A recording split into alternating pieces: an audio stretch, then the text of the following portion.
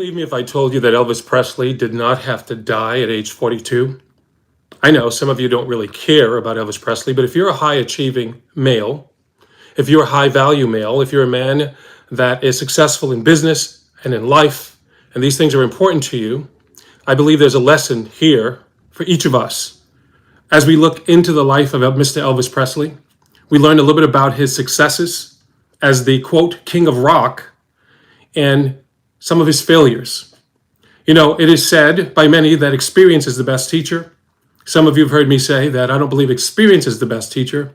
I believe the experience of another is the best teacher. See, if you walk in wisdom, you'll be able to identify through the flaws, through the failures, right? Through the mishaps in the lives of others, things that you can glean and learn to help you. This week, as we focus on Father's Day, I've been consistent in beating the drum that men are critical to God's world, to business, to life, to marriage, to family, to community life. And each male that's watching me right now, and the women that love them, and the women that raise them, each man or man-to-be has to defeat one of 5 major giants at some point in his life, or it defeats him. In the case of Elvis Presley, I believe that 2 things defeated him and shortened his life. We're going to look at one of them today. That one giant that Mr. Presley did not defeat is the giant of sloth, laziness. We're talking about slaying giants. And men, some of you, if you're honest, your mentality right now is to tame the giant, and giants can't be tamed. They must be destroyed. If they're not destroyed, they will destroy you. We're going to talk about Elvis Presley's laziness and how you and I can learn from his mistakes. Not only how to be a successful male, but how to maintain that success long term.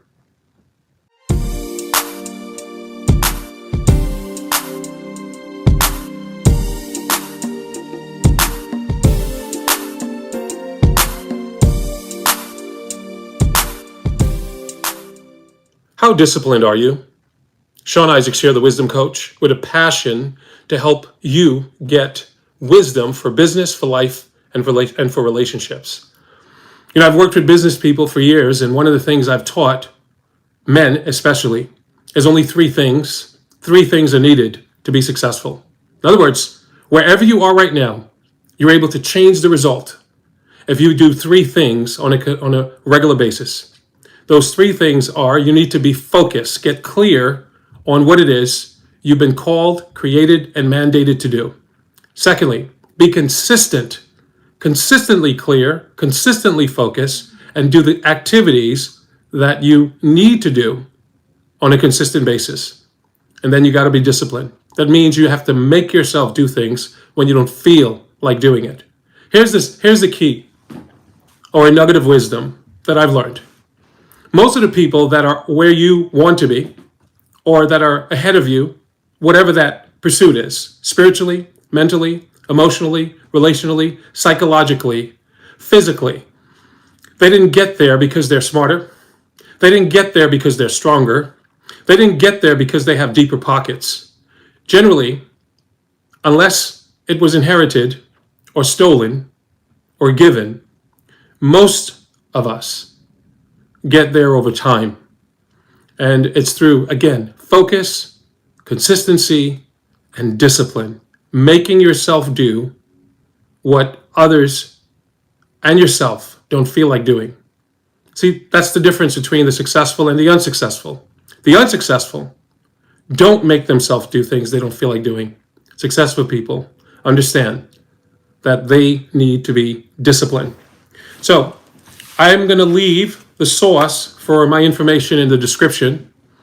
And for those of you that have been part of this journey, I am in the middle of something I call Slay the Giants, teaching men how to defeat the 5 major giants that every male must face at some point in our lives if we're going to create success. And if these 5 giants are not defeated, if they're not defeated, if they're permitted to live and thrive, we are putting ourselves in a place where we can and may lose our wealth, our reputation, our health, our marriage, our family, our heritage, and in some cases, our lives.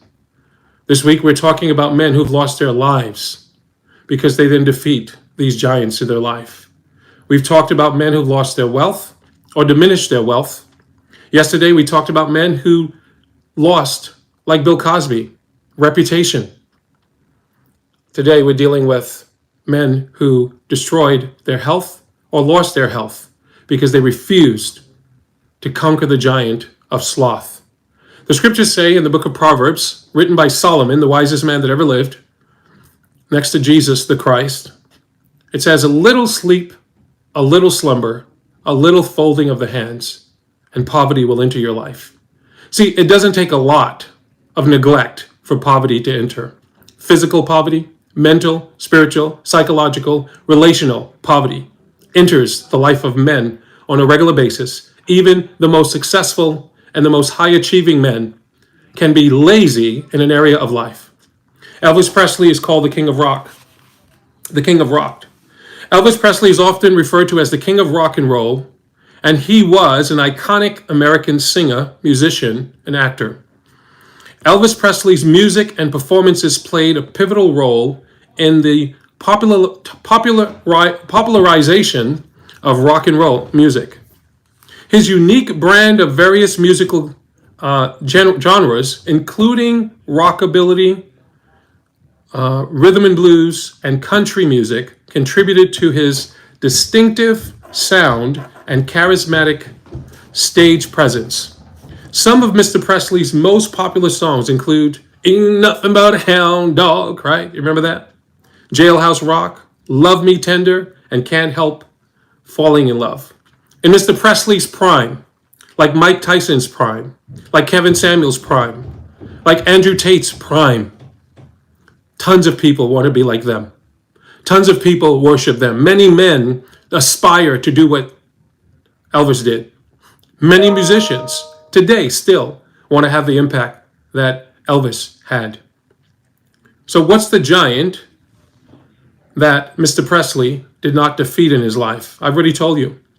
That giant was sloth and greed. Laziness and greed. Laziness to be disciplined with his food. So I want to share with you some of the things, like the way Elvis looked at food, and this is not to condemn Mr. Presley. He's dead and gone. He can't defend himself.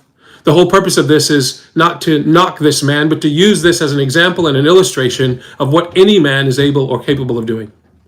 So Elvis Presley, it is said, had a diet of 10,000 to 12,000 calories a day.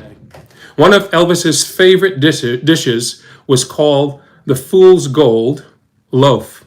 It was a sandwich hollowed out to fit a full jar of peanut butter, a full jar of jelly, and several packs of fried bacon. That alone was 9,000 calories. Man, how are you going to be healthy? How are you going to leave a heritage for your children's children, right? Meaning, live as long as you can so you can leave not just money, but all of the impact of your education, your training, your example for them. How are you going to do that if you're not taking care of your physical health? How are you going to do that if you're not serious about maintaining your health? This man was not a bodybuilder. 9,000 calories on one meal. A jar of jelly, a jar of peanut butter. That's greed on steroids. Elvis was put on a diet multiple times, but never stuck to one because, in his words, quote, food is the only thing that he gets enjoyment from. At least he was honest, right? There are many people desiring to be a well-known Hollywood actor, entertainer of some sort, and they believe that's going to satisfy an internal void in their life. And here's Mr. Presley at his prime with all the money. He could have probably access to as many women as he wanted, and all the things that men, right, undisciplined men choose to pursue as success. And he himself said, like the laments of Michael Jackson, not about food, but all of these men at some point possessed many things and yet were still empty on the inside. He said food is the only thing that he gets enjoyment from. Even when he was in the hospital and on a strict diet, he would call his chef Mary, and ask her to smuggle him hot dogs with sauerkraut. Right? He's in the hospital with health challenges, knows that this food is not good for him, and lacks the diligence and discipline to put it to death. Why? Because the giant of greed or lust is controlling him. The 5 giants that every man must learn to defeat are: number 1, unrighteous anger. Number 2, unrecognized sloth. I say it's unrecognized because you can have it in your life and not be aware of it. Untempered lust. These were 2 major issues from what I can tell in Mr. Presley's life. And by the way, my heart grieves and I'm saddened. As a young man, as I watched his death, I was saddened by that. I wasn't rejoicing in that. Love doesn't rejoice in evil or iniquity or the demise of someone else. What about unlawful people pleasing? How many things are you doing, man, to please the people around you that are not in your best interest or their best interest? And then lastly, there's unrepentant pride. I believe pride was a big issue for Mr. Presley as well, because no one could correct him. No one could change his attitude or his thoughts about what he was doing. And again, I'm not making this about him per se. I'm saying, what can we learn from his mistakes? So what was the effect on Mr. Presley's health with this kind of a diet? Well, the effect on his health, Elvis Presley died on August 16, 1977 at the age of 42. The official cause of his death, as determined by the medical examiner, was a heart attack or myocardial infarction. I don't know why they choose some of these, what I'm going to call bigger words. Just call it a heart attack. That would help us. Elvis had a long history of health issues, including high blood pressure, atherosclerosis, and substance abuse. He had a bunch of health issues, particularly prescription drug abuse. It is believed that his health conditions, combined with his lifestyle choices, contributed to his untimely death.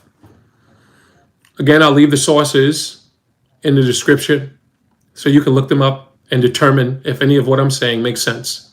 What I can tell you is that if you lack discipline, men, in relation to your health, if you allow lust to rule and reign in your heart, which makes you greedy and never satisfied, and if you allow sloth to rule, laziness. Sloth is, I only do something if I feel like doing it. I don't make myself do anything. Well, if you do that, don't be surprised if you have the same outcome long term.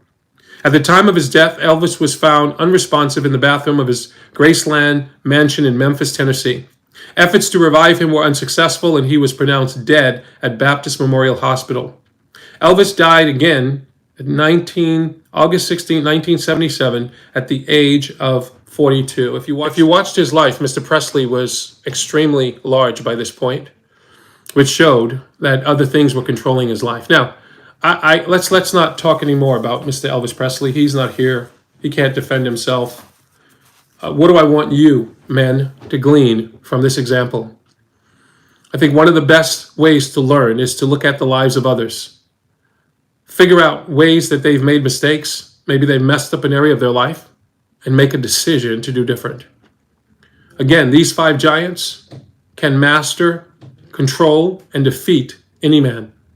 I hope that you will take this exhortation and admonition seriously, that these giants are not to be played with. It doesn't matter how successful you are right now. TMZ sends me notifications, sometimes more than once a day. Somebody just died. I just got a notification while sharing this. A 38-year-old person just died. Famous person. right? And often these are not by accidents. Sometimes they're overdoses, all right? Sometimes they're health issues. I'm saying learn how to defeat these giants in your life so they don't defeat you. If you are serious about wanting to identify these giants in your life, because they're not always recognizable, and if you are looking for ways to defeat them, whether that's lust, it's anger, pride, people pleasing, right? Or anger, then I'm going to encourage you to join me next week for a 5-day challenge. I call it the Slay the Giants Challenge. Go to slaythegiantschallenge.com and sign up today. I think it's $29 for a week of content. And if you're serious and want to go deeper, meaning you want to spend an hour with me daily, not only identifying these giants, but getting more specific. How does this content relate to you, to your marriage, to your business, right? To the way you take care of your health, your reputation. Well, if you're serious about that, then I just got another notification. An 18-year-old just died, TMZ, all right? And again, I may follow these stories later. Death is inevitable. Since we're all going to die, I would say don't speed up the process, all right? So I'm the wisdom coach.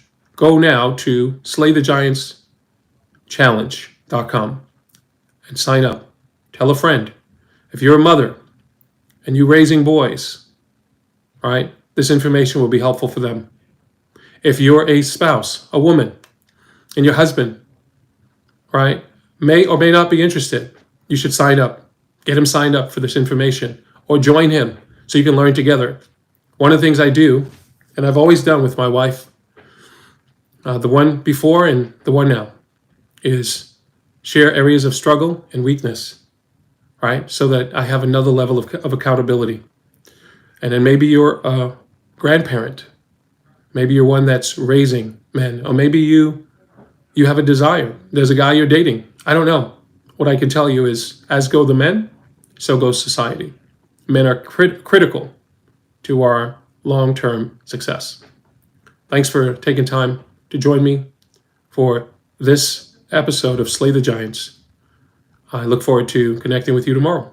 All right? And more importantly, I want to see you on the other side of the challenge.